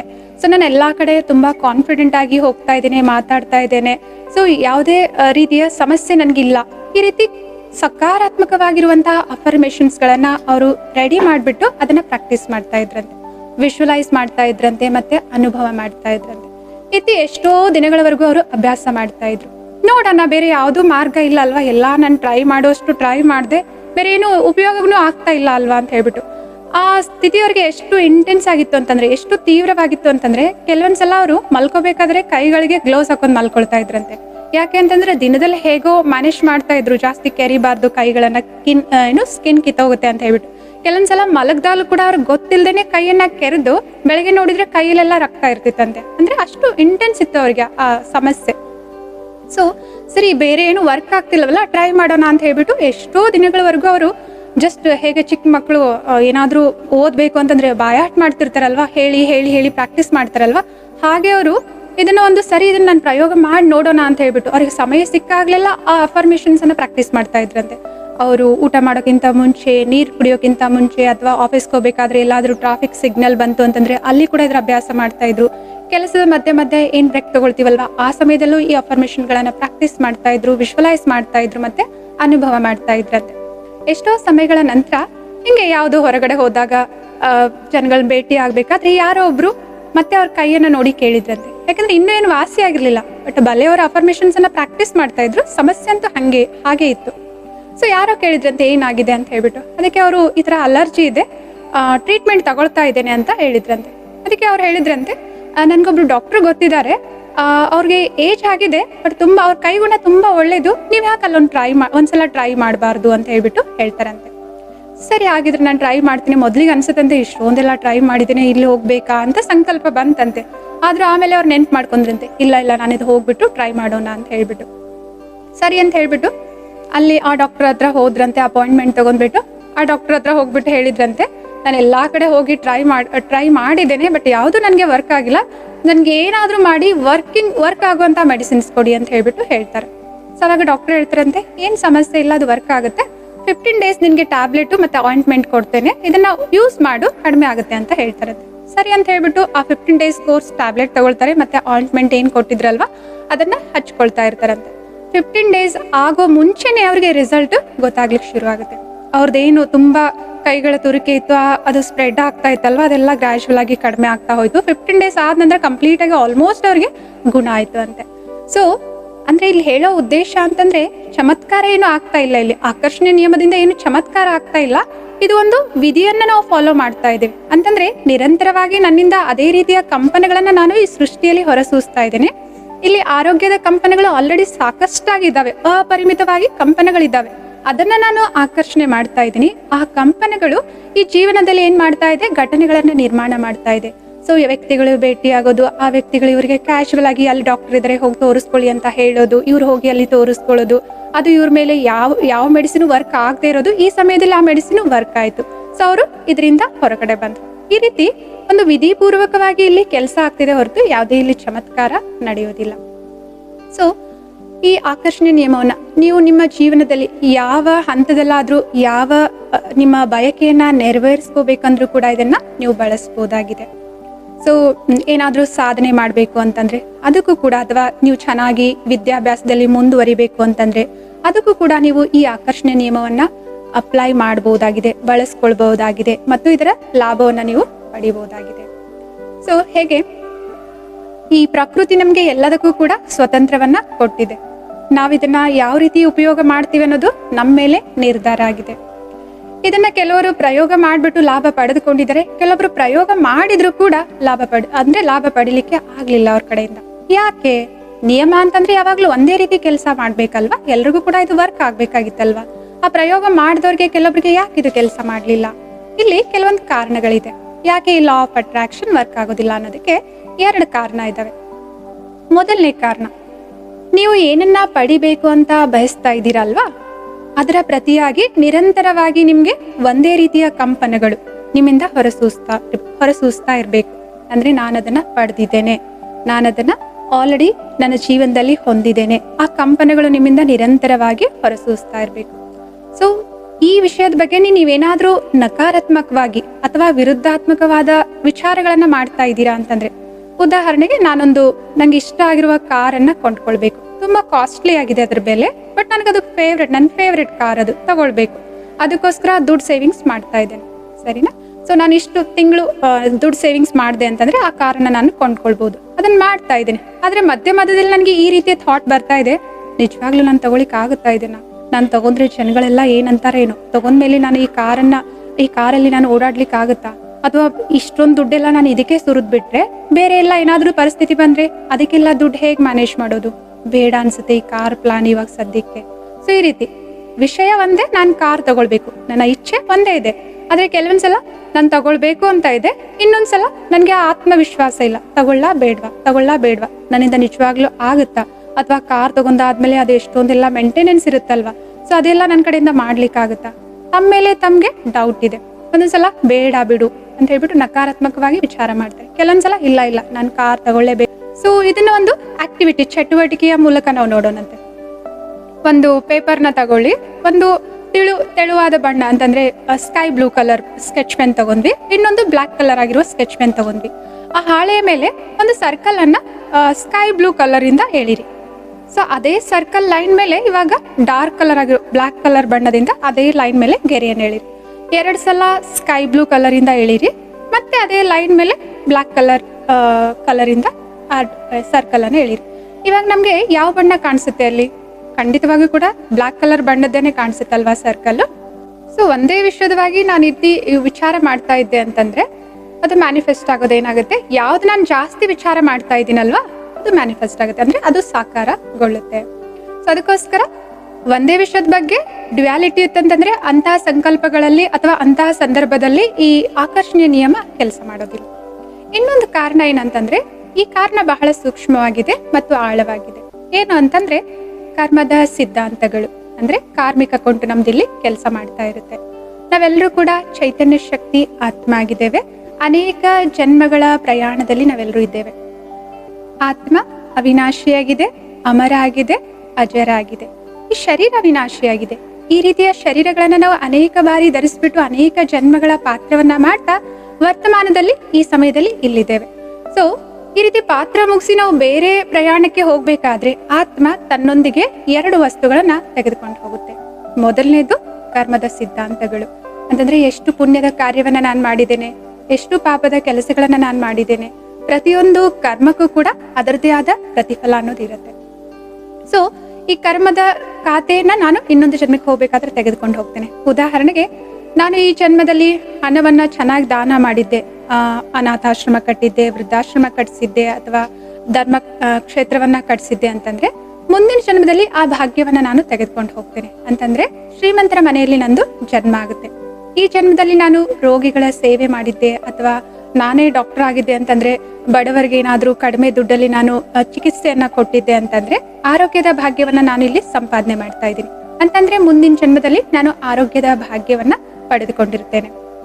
ಸೊ ಈ ರೀತಿ ನಾವು ಮಾಡುವಂಥ ಅಥವಾ ಏನಾದರೂ ಈ ಜನ್ಮದಲ್ಲಿ ನಾನು ಕೆಟ್ಟ ಕೆಲಸ ಮಾಡಿದ್ದೆ, ಇನ್ನೊಬ್ಬರಿಗೆ ದುಃಖ ನೋವನ್ನ ಕೊಟ್ಟಿದ್ದೆ ಅಂತಂದ್ರೆ ನಾನು ಕೂಡ ಅದೇ ರೀತಿಯ ದುಃಖ ನೋವನ್ನ ಅದನ್ನ ಅನುಭವಿಸ್ಬೇಕಾಗುತ್ತೆ. ಈ ರೀತಿ ನಮ್ಮ ಕಾರ್ಮಿಕ ಅಕೌಂಟನ್ನ ನಾನು ತೆಗೆದುಕೊಂಡು ಹೋಗ್ತೇನೆ.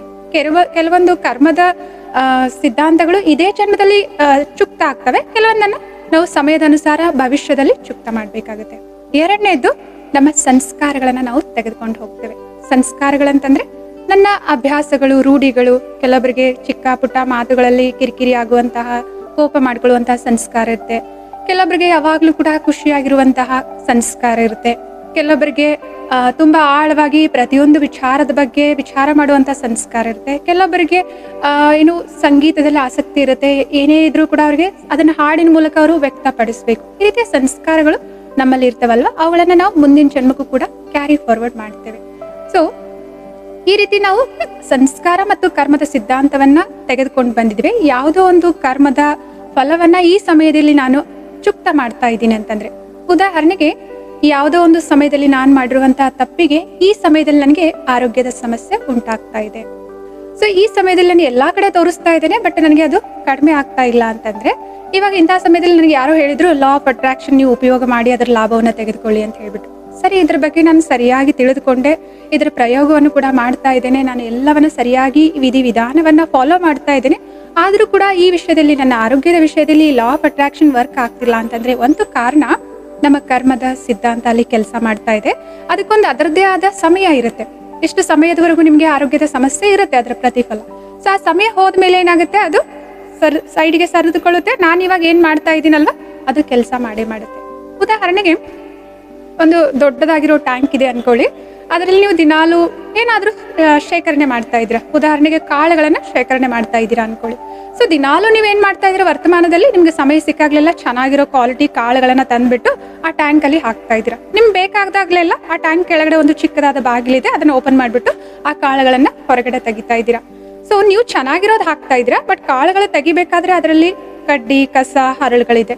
ನಿಮ್ಗೆ ಏನ್ ಅನ್ಸುತ್ತೆ, ಅಲ್ಲ ನಾನು ಇಷ್ಟು ಚೆನ್ನಾಗಿರೋ ಕಾಳುಗಳನ್ನ ಈ ಡಬ್ಬಾದಲ್ಲಿ ಅಥವಾ ಟ್ಯಾಂಕ್ ಅಲ್ಲಿ ಶೇಖರಣೆ ಮಾಡಿ ಇಡ್ತಾ ಇದ್ದೇನೆ, ಬಟ್ ನಾನು ತೆಗಿಬೇಕಾದ್ರೆ ಎಲ್ಲ ಈ ತರ ಬರ್ತಾ ಇದೆ ಅಲ್ಲ ಅಂತ ನಿಮ್ಗೆ ಅನಿಸ್ಬೋದು. ಯಾಕೆ ಅಂತಂದ್ರೆ ಎಷ್ಟೋ ದಿನದಿಂದ ಆ ಡಬ್ಬಾದಲ್ಲಿ ಅಥವಾ ಟ್ಯಾಂಕ್ ಅಲ್ಲಿ ನಾನು ಜಮಾ ಮಾಡ್ತಾ ಇದ್ದೀನಿ. ಮೊದಲು ಆಲ್ರೆಡಿ ಅಲ್ಲಿ ಕಾಳುಗಳು ಶೇಖರಣೆ ಆಗಿದೆ, ಅದರಲ್ಲಿ ಕಸ, ಕಡ್ಡಿ, ಹರಳುಗಳು ಇದಾವೆ. ಈಗ ಹಾಕ್ತಿರೋದು ಏನಾಗ್ತಿದೆ, ಆ ಇರುವಂತಹ ಕಾಳುಗಳ ಮೇಲ್ಗಡೆ ಹೋಗ್ಬಿಟ್ಟು ಶೇಖರಣೆ ಆಗ್ತಿದೆ. ಸೊ ಆದ್ರಿಂದ ಅದು ಖಾಲಿ ಆಗೋವರೆಗೂ ನನಗೆ ಆ ರೀತಿಯ ಕಾಳುಗಳೇ ಸಿಗೋದು. ಅದು ಖಾಲಿ ಆದ್ಮೇಲೆ ಅವಶ್ಯವಾಗಿ ಈಗ ಹಾಕ್ತಿರುವಂತಹ ಕಾಳುಗಳು ಏನಾಗುತ್ತೆ, ನಾನು ಭವಿಷ್ಯದಲ್ಲಿ ಪಡಿತೇನೆ.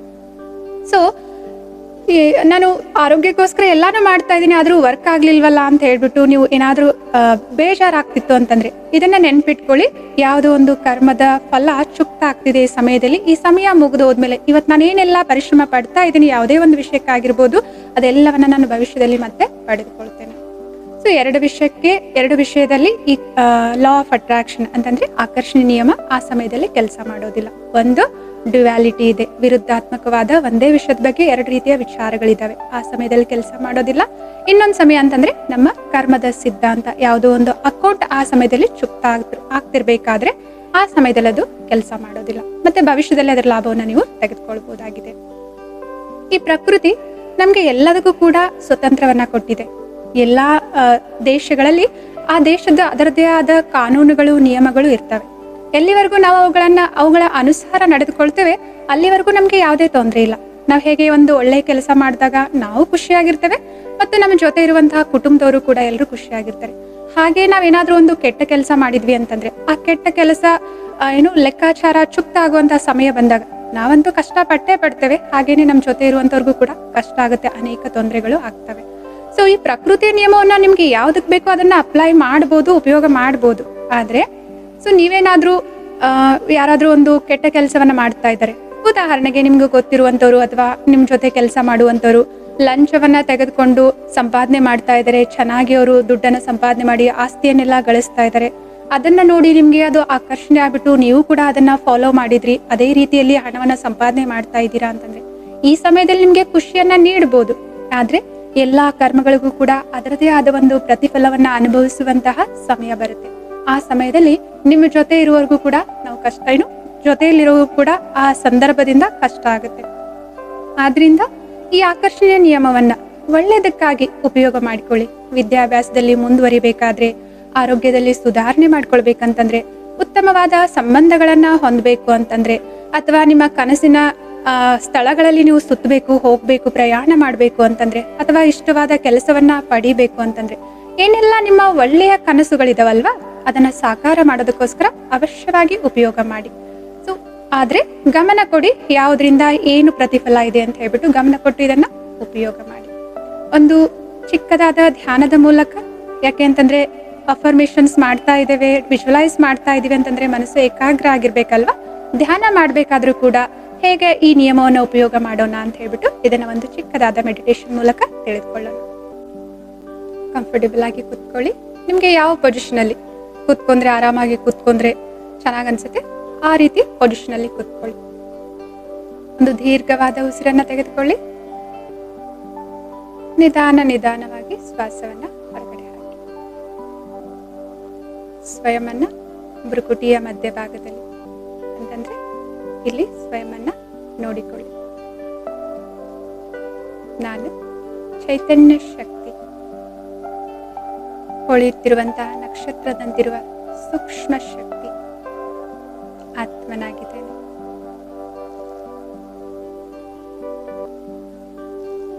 ಶಾಂತ ಸ್ವರೂಪ ಆತ್ಮನಾಗಿದ್ದೇನೆ. ಶಾಂತಿಯ ಪ್ರಕಂಪನಗಳು ನನ್ನಿಂದ ಸದಾ ಈ ಪರಿಸರದಲ್ಲಿ ಹೊರಸೂಸ್ತಾ ಇವೆ. ಶಾಂತಿಯನ್ನೇ ನಾನು ಆಕರ್ಷಣೆ ಮಾಡ್ತಾ ಇದ್ದೇನೆ. ಪ್ರತಿಯೊಂದು ಪರಿಸ್ಥಿತಿಯಲ್ಲಿ ಪ್ರತಿಯೊಬ್ಬರೊಂದಿಗೂ ಕೂಡ ನನ್ನ ವ್ಯವಹಾರ ಶಾಂತಿಯಿಂದ ಕೂಡಿದೆ, ಸ್ಥಿರವಾದ ಮನಸ್ಸಿನಿಂದ ಕೂಡಿದೆ. ಪ್ರತಿಯೊಬ್ಬರೊಂದಿಗೂ ಪ್ರೇಮಪೂರ್ವಕವಾಗಿ ಗೌರವದಿಂದ ವ್ಯವಹಾರ ಮಾಡುವಂತಹ ಪ್ರೇಮ ಸ್ವರೂಪ ಆತ್ಮ ನಾನಾಗಿದೆ. ನನ್ನಿಂದ ಸದಾ ಪ್ರೇಮದ ಪ್ರಕಂಪನಗಳು ನಾಲ್ಕು ಕಡೆ ಹೊರಸೂಸ್ತಾ ಇವೆ. ಆ ಪ್ರೀತಿಯ ಪ್ರಕಂಪನಗಳನ್ನೇ ನಾನು ಆಕರ್ಷಣೆ ಮಾಡ್ತಾ ಇದ್ದೇನೆ. ನನ್ನ ಜೀವನದಲ್ಲಿ ಬರುವಂತಹ ಎಲ್ಲ ಸಂಬಂಧಗಳು ಬಹಳ ಸುಂದರವಾಗಿದ್ದಾವೆ, ಬಹಳ ಚೆನ್ನಾಗಿದ್ದಾವೆ.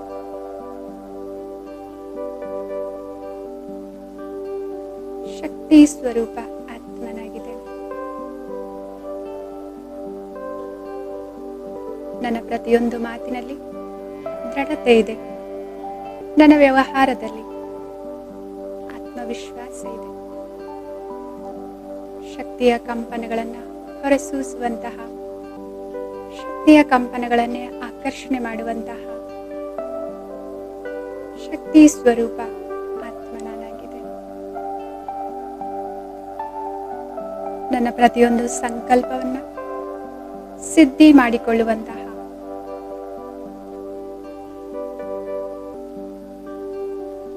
ಸಿದ್ಧಿ ಸ್ವರೂಪ ಆತ್ಮ ನಾನಾಗಿದೆ. ಸದಾ ಸ್ವಯಂ ಖುಷಿಯಾಗಿದ್ದು ಖುಷಿಯ ಪ್ರಕಂಪನವನ್ನ ಈ ಸೃಷ್ಟಿಯಲ್ಲಿ ಹರಡಿಸ್ತಾ ಇರುವಂತಹ, ಖುಷಿಯನ್ನೇ ಆಕರ್ಷಣೆ ಮಾಡ್ತಾ ಇರುವಂತಹ ಸುಖ ಸ್ವರೂಪ ಆತ್ಮ ನಾನಾಗಿದೆ.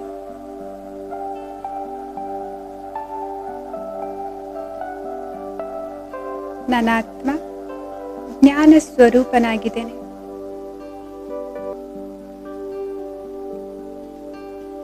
ಯಾವುದು ಸರಿ, ಯಾವುದು ತಪ್ಪು, ಪ್ರತಿಯೊಂದನ್ನು ಪರಿಶೀಲನೆ ಮಾಡುವಂತಹ, ನಿರ್ಣಯ ಮಾಡುವಂತಹ ಶಕ್ತಿ ನನ್ನ ಆತ್ಮನಲ್ಲಿದೆ. ಸರ್ವಗುಣಗಳಿಂದ, ಎಲ್ಲಾ ಶಕ್ತಿಗಳಿಂದ ಸಂಪನ್ನ ಆಗಿರುವಂತಹ ಆತ್ಮ ಸಿದ್ಧಿ ಸ್ವರೂಪನಾಗಿದ್ದೇನೆ.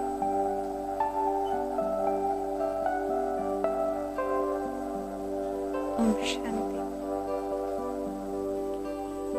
ಈ ರೀತಿ ನಿಮ್ಗೆ ಯಾವುದನ್ನ ನಿಮ್ಮಲ್ಲಿ ಜಾಸ್ತಿ ಮಾಡ್ಕೊಳ್ಬೇಕು ಅನಿಸ್ತಿದೆ, ಅಥವಾ ಆತ್ಮವಿಶ್ವಾಸ ಜಾಸ್ತಿ ಮಾಡಬೇಕು, ದೃಢತೆಯನ್ನ ಜಾಸ್ತಿ ಮಾಡ್ಕೊಳ್ಬೇಕು, ಅಥವಾ ನಿಮ್ಮ ಯಾವುದೇ ಬಯಕೆಯನ್ನ ನೀವು ನನಸಾಗ್ಲಿಕ್ಕೆ ಇಷ್ಟಪಡ್ತೀರಾ, ನೀವು ಹೇಗೆ ನಿಮ್ಮ ಜೀವನವನ್ನ ಇಷ್ಟಪಡ್ತೀರಾ, ಬಯಸ್ತೀರಾ, ಅದೇ ಜೀವನವನ್ನ ನೀವು ಪಡೆಯೋದಕ್ಕಾಗಿ ಈ ನಿಯಮವನ್ನ ಅವಶ್ಯವಾಗಿ ಉಪಯೋಗ ಮಾಡಿಕೊಳ್ಳಿ, ಇದರ ಲಾಭವನ್ನ ಪಡೆದುಕೊಳ್ಳಿ. ಆತ್ಮೀಯ ಸಹೋದರ ಸಹೋದರಿಯರೇ, ಈ ವಿಷಯದ ಬಗ್ಗೆ ನಿಮ್ಗೇನಾದ್ರೂ ಪ್ರಶ್ನೆಗಳಿದ್ರೆ ಅಥವಾ ಯಾವ್ದಾದ್ರೂ ಇದರ ಮೇಲೆ ವಿಷಯದ ಮೇಲೆ ನಿಮ್ಗೆ ಏನಾದ್ರೂ ಸ್ಪಷ್ಟೀಕರಣ ಬೇಕಿತ್ತು ಅಂತಂದ್ರೆ ನೀವು ಈ ವಿಡಿಯೋದ ಕಮೆಂಟ್ ಸೆಕ್ಷನ್ ಅಲ್ಲಿ ನಮ್ಗೆ ಕೇಳಬಹುದಾಗಿದೆ. ನಾವು ಖುದ್ದಾಗಿ ನಿಮ್ಮ ಪ್ರಶ್ನೆಗಳಿಗೆ ಉತ್ತರವನ್ನ ನೀಡ್ತೇವೆ. ಮತ್ತು ನೀವು ನಮ್ಮನ್ನ ನೇರವಾಗಿ ಸಂಪರ್ಕ ಮಾಡಬೇಕು ಅಂತಂದ್ರೆ ಈ ವಿಡಿಯೋದಲ್ಲಿ ತೋರಿಸಲಾಗಿರುವಂತಹ ಮೊಬೈಲ್ ಸಂಖ್ಯೆಗಳಿಗೆ ಕರೆ ಮಾಡಬಹುದಾಗಿದೆ. ನಮ್ಮ ರಾಜಯೋಗದ ಎಲ್ಲಾ ತರಬೇತಿಯ ಸಂಚಿಕೆಗಳು ಈ ಸಂವಿಧಾನ ಯೂಟ್ಯೂಬ್ ಚಾನೆಲ್ನಲ್ಲಿ ಲಭ್ಯ ಇವೆ. ಮುಂದಿನ ಸಂಚಿಕೆಯಲ್ಲಿ ಮತ್ತೊಂದು ವಿಷಯದೊಂದಿಗೆ ನಾವೆಲ್ಲರೂ ಕೂಡ ಭೇಟಿಯಾಗೋಣ. ಅಲ್ಲಿಯವರೆಗೂ ನಮಸ್ತೆ. ಓಂ ಶಾಂತಿ.